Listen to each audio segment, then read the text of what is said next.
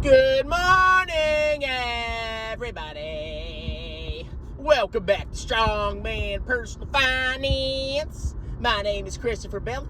I'm a certified CPA accountant. I'm a long-term boglehead investor. I'm author of the book Stop Being a Broke Loser. It's on Amazon. And I'm heading to work. I still don't know what's causing my phone mount to make all that freaking noise. I even tested it out.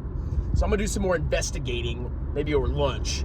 And we'll figure it out, okay? Don't stress. I'll have my phone mount back up in a second. Oh my God, I can't watch your videos. I'm a strong man. Why don't you have a 4K studio? Yeah. Anyway, we're gonna talk about Meet Kevin a little bit, or as I affectionately, as a friend, best buddy, call him, Meet Breath. Now, we're best friends. We text each other every day, you know. Sometimes we FaceTime. You know, I ask him how his family's doing. He sends me money. No, I'm just kidding. You people think we're like best friends. We actually don't talk at all except for business.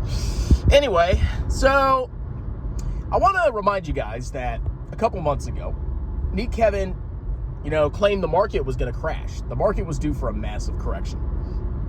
And at the end of the day, he was 100% correct. You look at how the market's performance has done. It's been freaking wrecked. All the clown stocks down 50, 60, 70%.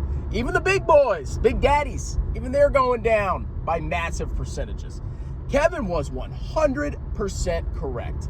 But here's the problem, ladies and gentlemen. How correct was he in his trades? I would argue that he basically did nothing. He did absolutely nothing by selling all of his stocks, incurring capital gains. I mean, I know he had some losses that he could offset. But if you consider the taxes that he's going to have to pay on those capital gains, and on top of that, the prices that he bought back in, the guy celebrated way, way, way too early. He even made a video featuring me making screeching noises.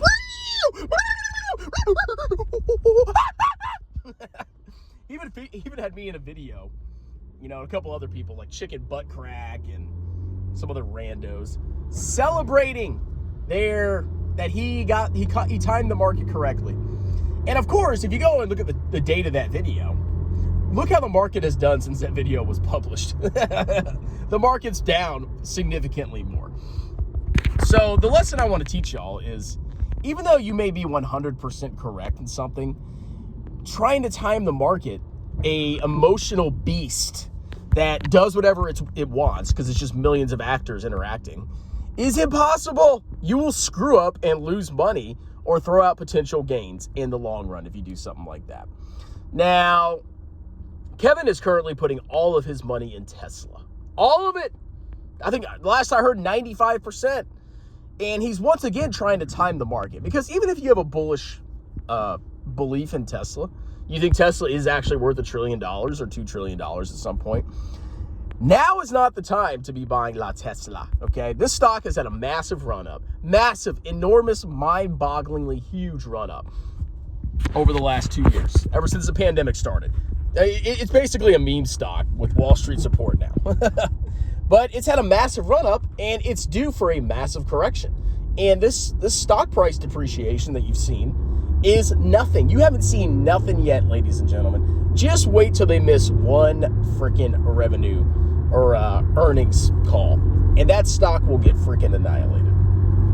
So I think what Kevin's doing is pretty radically insane. But really just think about that, okay? He sells all his stocks. He incurs a massive capital gain.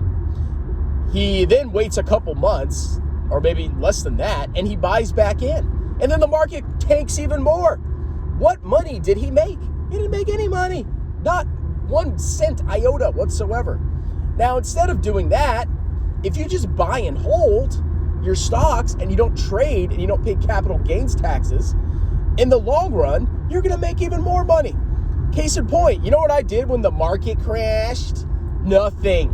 I did absolutely nothing. I have never sold any of my index funds. Not once. I've been buying them for 10 years. Not one time have I even considered selling my index funds. And you know what? I don't have to pay any taxes. I have a pretty sizable capital gain in my taxable brokerage account from my target retirement fund. And if I sold that, I would get a massive tax bill. Now, I would have to perfectly time the market up, the bottom of the market, whatever it's going to be, and buy in exactly at that point to even consider potentially recuperating the taxes that I have to pay. So I 100% am not touching my portfolio. But you know what I am doing? I'm freaking buying like crazy, as much as I possibly can. Because in the long run, if you buy in the ups and you buy in the downs, your average will roughly be the average return of whatever index you're investing in.